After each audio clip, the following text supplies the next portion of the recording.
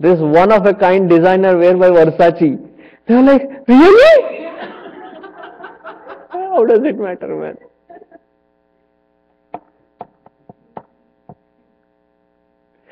The point is, wearing this kind of specific clothes, orange color, white color, yellow color, do you think is going to remove avidya?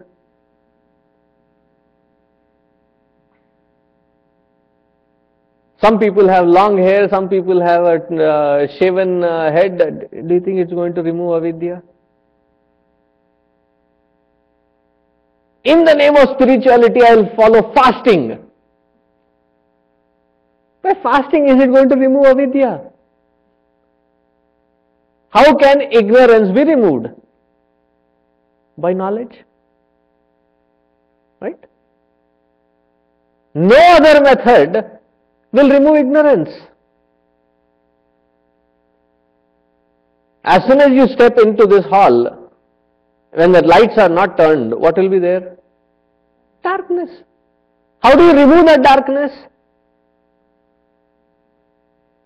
Let us try. Tomorrow when you come, I'll keep it dark. Can we bleach the darkness out? Powerful bleach and spray it around. Do you think darkness will go away? Or bring in a couple of powerful vacuum suckers. Suck the darkness out. Intention is right, but the mode and method applied is wrong. Similarly, to remove ignorance, which is the sole cause for all our miseries, is to have that vidya.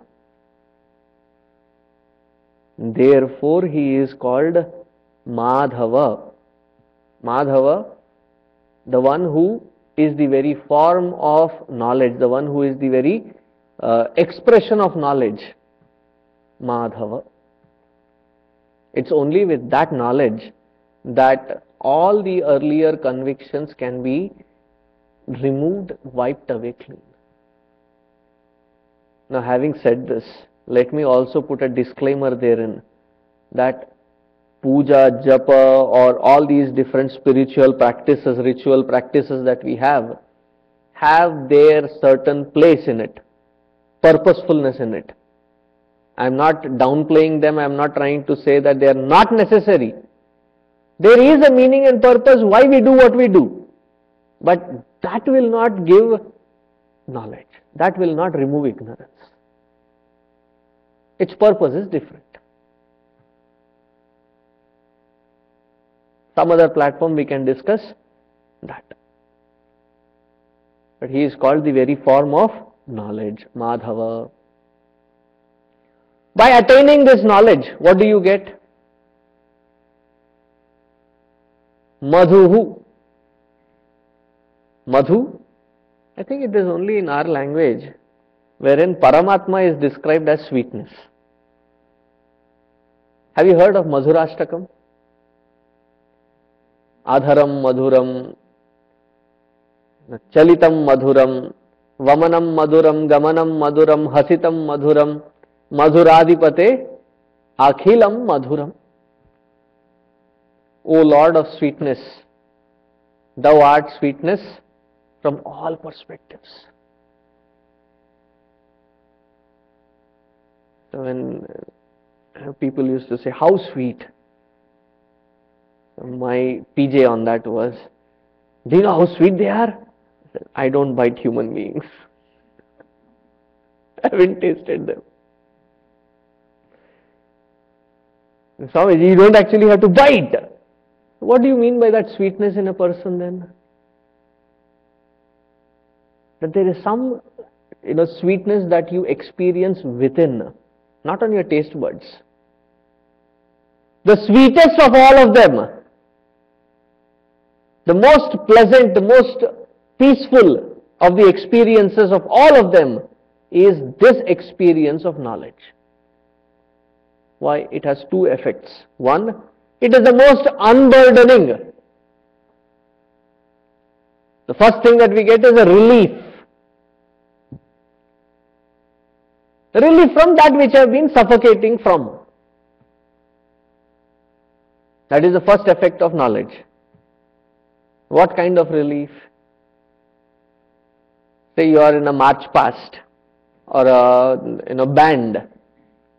Band is something which is common here, right? And you're in the band, and while walking, a little small, very tiny little grain of sand went into your shoe, and you could not stop, and it was a 2-3 hour band session, and you had to continuously stand, walk, and that little grain of sand or pebble inside has been rubbing in, and it has been such a discomfort. As soon as the band session is over, what do you immediately do? You don't even get off the ground. The immediate thing, take your shoe off and dust it off. And then when you wear it, how do you feel? Relieved.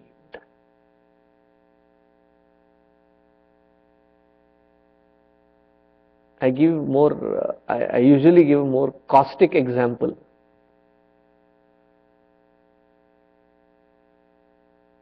Say you're driving back from Houston. What highway do you take? 45. You just had your meals and started off, and after driving for 45-50 minutes, you're eagerly waiting for a rest area. You know for what? Obvious reasons. And you see the sign. As you approach close by, they say this rest area is closed. Ouch. And if you have been going in that route a couple of times, you know that the next rest area is probably another 30 miles down or 40 miles down. And you know, I can't wait that long. So the next available gas station. And after that visit, when you step back into your car, how do you feel?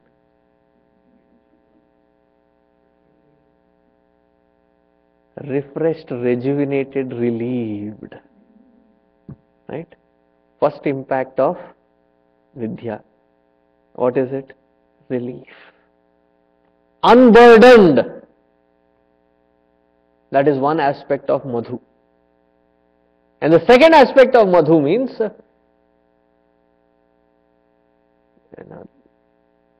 to find that sweetness. And that is why the spouses probably call each other in this country as honey. To remind each other that, please let us give each other sweetness rather than what we are sharing right now.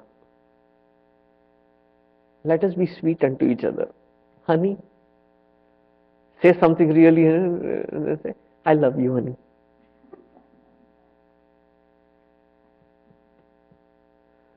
Nowadays even honey has become long word. They have shortened it. I love you, hun. And the anticipation is that madhu, madhu meaning that sweetness. So what we experience within is that sweetness.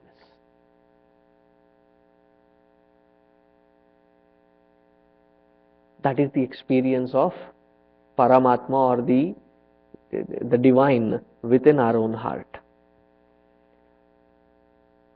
Do not try to experience it through any organs of perception, action, mind or intellect.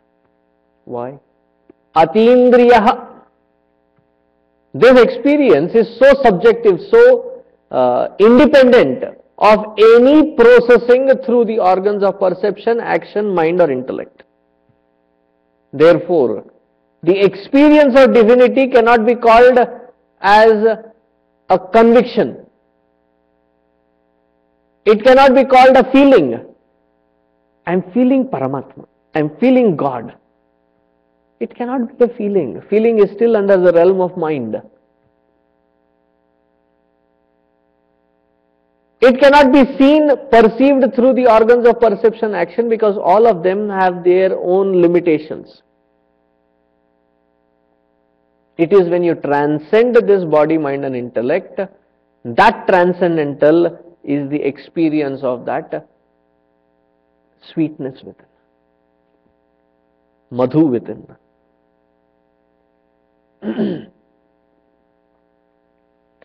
Atindriya. Mahamaya. Mahamaya, master or the lord of all Maya. See, in Vedanta, we use these two terms, and often we get confused between these two terms as synonyms. One word is Mithya, and the second word is Maya. Are they both same? They are not same. They are separate. Mithya means illusion. Mithya means the delusion actually, which leads to a lot of illusions. Mithya is delusion. And Mithya is a negative aspect of our personality that we have to grow out of. Whereas Maya is the inseparable Shakti of Paramatma. Now when you look at yourself at an individual level, while you define yourself, in your resume and other things, you define yourself. What are you skilled at? So we write down various skill sets, don't we? Other than the main, the job that you are applying for, what else are you good at?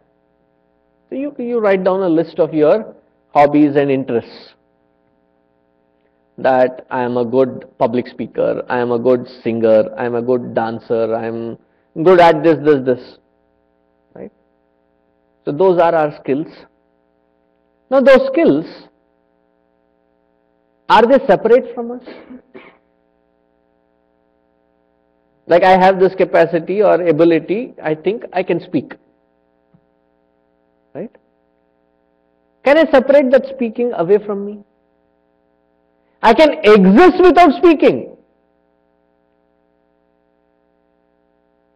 My existence does not get hurt when I stop speaking. I can exist without speaking.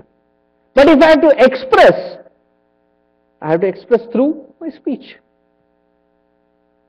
Right?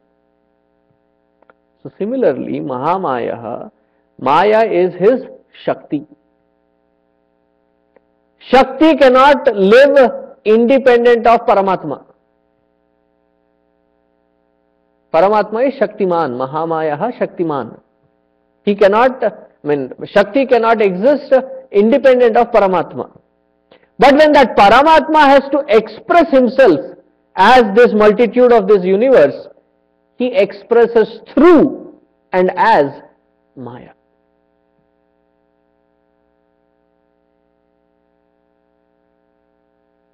Mahamaya, that inseparable Shakti of his through which he expresses.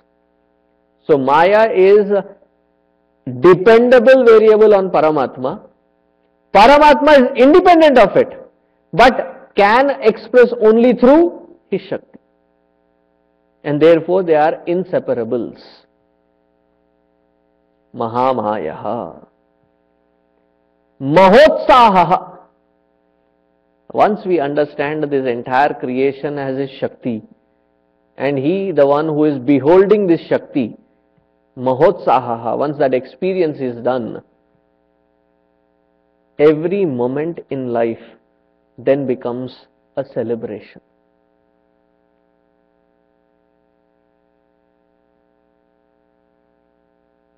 Because it is that great inspiration that we have connected with Utsaha. Such individual does not need somebody to motivate them to live their life, but they have a constant flow of inspiration from within.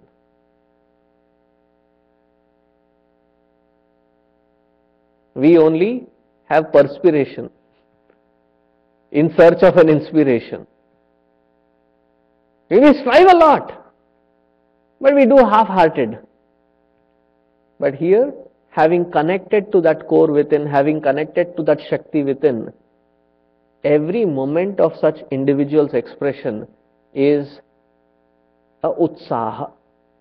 Utsaha, a great enthusiasm, inspiration flowing out. See, there are three words that I would like to introduce. One is called instigation. In the court of law, what does instigation, how is it defined? Layarji?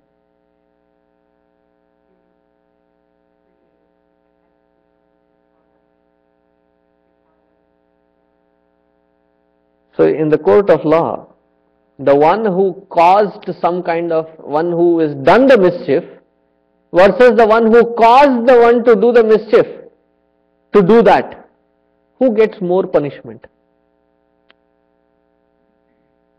The one who is instigating them? Both? Instigated? Both equally get punished.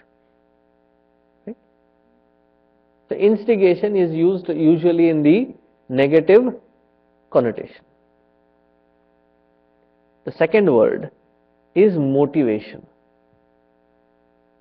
That when you see something, which is not very usual, you see something and you feel the enthusiasm.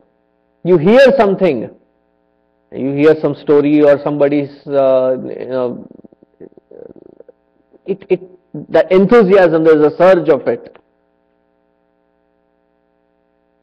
And one of the frequently asked questions, even in the spiritual platforms, is when we listen to it, we feel an inspiration or an enthusiasm, that after a few days, we go back to the square one. Why?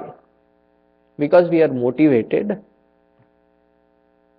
That enthusiasm is not born by a cause from within. It is born because it is bought from the external factor. So, instigation, motivation.